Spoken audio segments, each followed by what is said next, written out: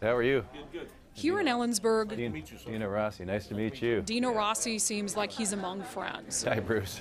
How you doing? Yeah, doing well. We joined him on a busy campaign stop around town. Normally you don't get to walk to your next event, but this is good. From a round table with small business owners. So it really was small business issues that drew me to politics.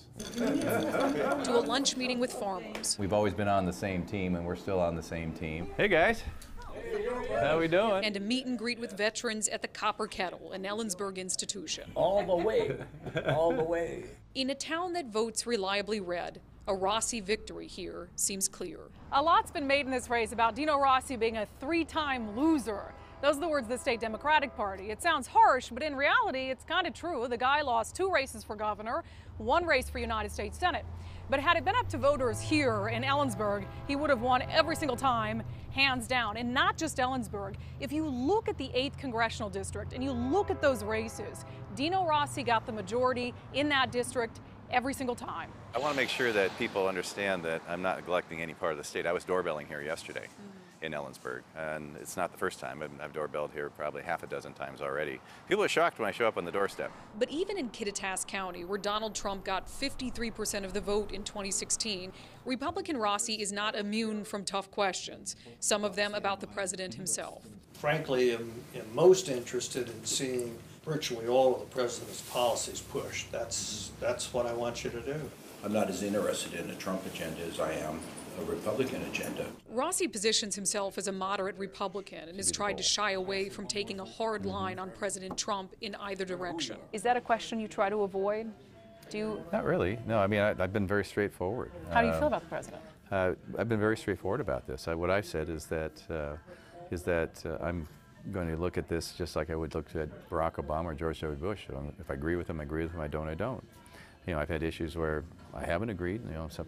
The tariffs have been an issue, but I do agree with the tax cuts. It's created a booming economy, and I'm not running to be the apprentice. You know, I'm running to be the congressman from the 8th Congressional District. But on this day, talk of the president was just a side dish. Thank you. Over lunch, the local Farm Bureau was more concerned about trade, the economy, and finding workers by fixing immigration. It's too easy to get here illegally and too hard to get here legally, and that's in a nutshell. And that's the part that has to get sorted out. How do we fix that? You can't do it by yelling at each other. You have to be able to figure out what do we have in common and how do we work together on this. The secret to my success in Olympia is I never really cared if I got reelected. Just across town, healthcare took center stage at the Chamber of Commerce, where Rossi met with small business owners. I want to see as many health insurance companies chasing you around for your business as I can possibly get, so you can decide what's in your plan versus some bureaucrat in D.C. or politician deciding for you. Back when you started, probably, there were many choices for healthcare, not just I can remember when a high deductible was $1,000. And I have a lady in Kittitas who is 63. She has a $750 a month plan with a $7,100 deductible on it. We'll go ahead and kind of go around the table and talk a little bit more about veterans issues. Later in the day, back at the Copper Kettle, veterans shared with Rossi the challenges they face in getting medical care from the VA. Several of them, now in their 70s and 80s, are forced to drive more than 100 miles for even the smallest appointments. For him, it was his teeth. Yeah, it takes me everywhere I have to go if it's a long ways. That's ridiculous. Well, actually, you give me one more thing to work on. To me, anyway, they don't give a damn. You know, they're there, and it's a job to them. He was talking about going to Walla Walla or Spokane just to get his teeth fixed. There's plenty of dentists in this town. And then having to jump through the hoops to get to that point, or having to travel such a long distance. Doesn't make sense. Is this more typical of the types of campaign events that you're having, sort of small, intimate groups, or are you having some larger things?